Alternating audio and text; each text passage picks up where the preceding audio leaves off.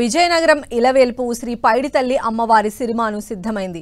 రేపు జరగబోయే ప్రధాన ఘట్టమైన సిరిమానోత్సవానికి సిరిమాను రథాన్ని సిద్ధం చేశారు. సుమారు 50 అడుగుల పొడవున్న సిరిమాను నిపుణులైన వడ్రంగులు అందంగా తీర్చిదిద్దారు.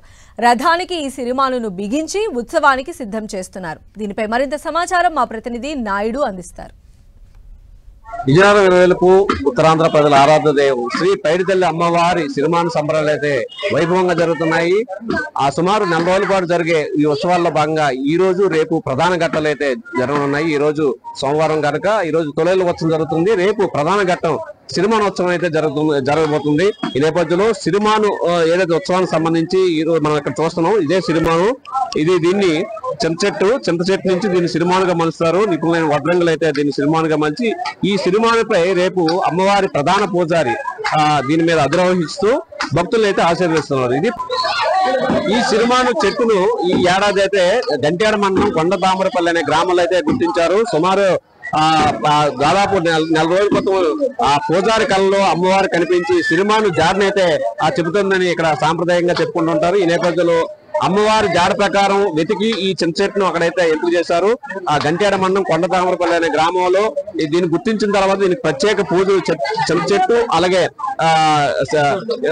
చింత చెట్టుకు ప్రత్యేక పూజలు నిర్వహిస్తుంటారు. అప్పటి నుంచి కూడా అక్కడ సాంప్రదాయబద్ధంగా పూజలు నిర్వహించి అక్కడి నుంచి దాన్ని గొడ్డలు వేడుతో అక్కడ నరికి దాన్ని ఇక్కడికి మళ్ళీ పూజారి ఇంటి వద్ద అయినటువంటి ఇక్కడ ఉక్కుంపేట అనే గ్రామం ఇది. ఈ ఉక్కుంపేటలో ఇక్కడ తీసుకొచ్చి దీన్ని సిరిమానుగా మలిసే ప్రక్రియ అయితే ప్రారంభిస్తారు. నిపుణులైన వడ్రంగులు దీన్ని సిరిమానుగా అయితే మలుస్తారు ఉంటారు.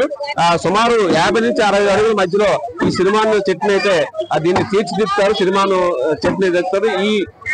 ఈ మొదల భాగాన్ని సిరిమానుగా చెక్కిన తర్వాత దీన్ని సిరిమాను రథానికి అయితే బిగిస్తారు. బిగించిన తర్వాత దీన్ని రేపు జరగబోయే సిరిమానోత్సవంలో ఈ రథాన్ని పై పూజారి ఎదురవస్తూ అమ్మవారి టెంపుల్ నుంచి కోట వరకు 3 సార్లు అయితే దీన్ని ప్రదక్షిణ చేసి అనంతరం ఈ సిరిమానోత్సవం అయితే ముగుస్తుంది. ఈ నేపథ్యంలో అయితే ఈ సిరిమాను ప్రస్తుతం అయితే ప్రధాన పూజారి ఇంటి వద్ద అయితే ఇక్కడ ఉక్కుంపేట అనే గ్రామంలో ఉంటుంది. ఈ ఉక్కుంపేట గ్రామంలో ఇక్కడ సిరిమానుగా తయారు చేసినప్పటి నుంచి కూడా ఇక్కడ భక్తులు పెద్ద ఎత్తున తరలివచ్చి దీన్ని ప్రత్యేక పూజలు నిర్వహిస్తుంటారు.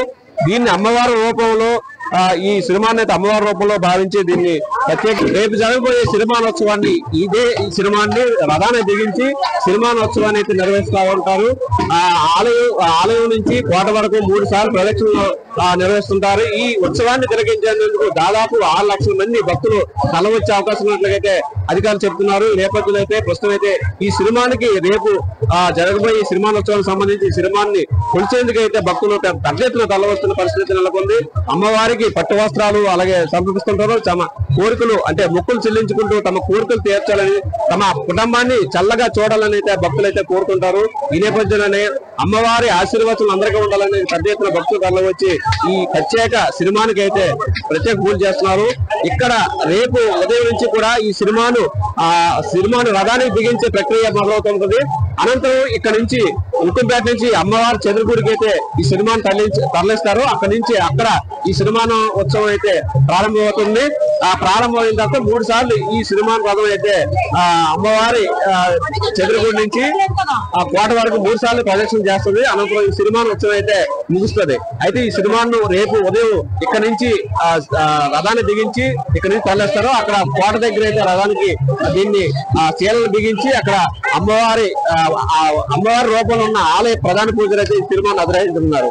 ఇది సిరిమాను ఉత్సవానికి సంబంధించి పూర్తి సమాచారం. కెమెరామెన్ శ్రీనివాస్ తో నాయుడు, టన్ టీవీ, విజయనగరం జిల్లా నుంచి.